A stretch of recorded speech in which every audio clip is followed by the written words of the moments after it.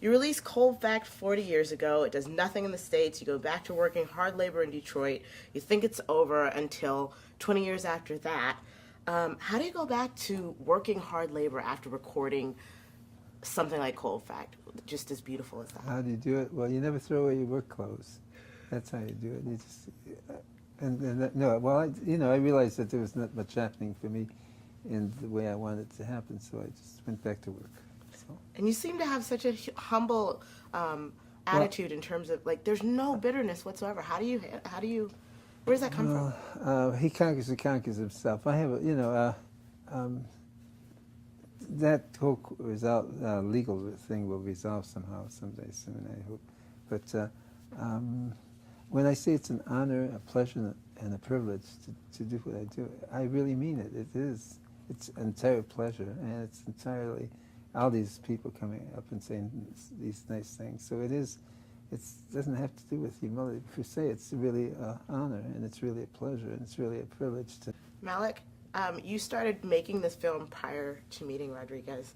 Talk to me a little bit about that and sort of the faith leap that took. Right, yeah, I first met Sugar. I was traveling around Africa and South America looking for stories 6 years ago. And he told me the story, and I was like, wow, this is the best story I ever heard, I think. This is just crazy. It sounds like it's scripted by a screenwriter, but if it was, it wouldn't, it would have been too much almost, because I thought the story was fantastic. And then I went out and I met all the producers and the South Africans, the detectives, and I went out for a month with a cinematographer, and then I met Rodgriguez, and then I showed actually on our first meeting. The first thing we did was that we saw all those interviews, and there were people in there that Rodgriguez hadn't seen for 30 years. The producer Steve Rowland, for example, Rodgriguez hadn't actually seen for 30 years. So it was kind of a roller coaster ride for Rodgriguez, I think, to actually see those faces again. And they were all speaking so warmly about him. They all loved him. They say that it was the most memorable artist I ever worked with. And they worked with Jerry Lee Lewis and The Cure and the Supremes and Marvin Gaye and Stevie Wonder. They say that Rodgriguez was on that level. Yeah. And he was. And he was. Yeah. He was. I want to know two things. First, the rock god myth. I want to know first how it felt to find out that they thought you were dead, but then secondly, to know that your music was actually successful across the globe.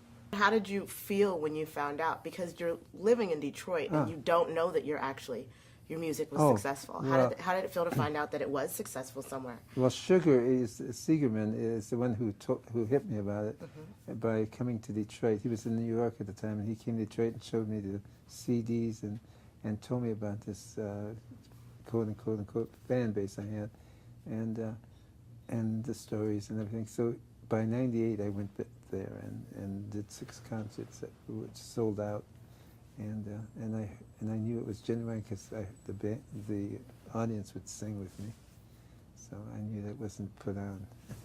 And you're still touring? Oh yeah, very much so. Now we're going to be in Jersey, England. At the beginning of next month, we're going to do a 5,000-seater. So it has excited my music career. So I'm grateful and thankful to Malik Bendjelloul.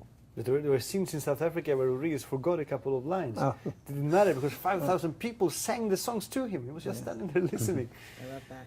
That's beautiful. Well, congratulations to you Thank both. you Thank you for so much saying for hello. telling this story. I loved it. And I love I Think of You. It's my favorite. Oh, I think of you. That's I a Think of ballad? You.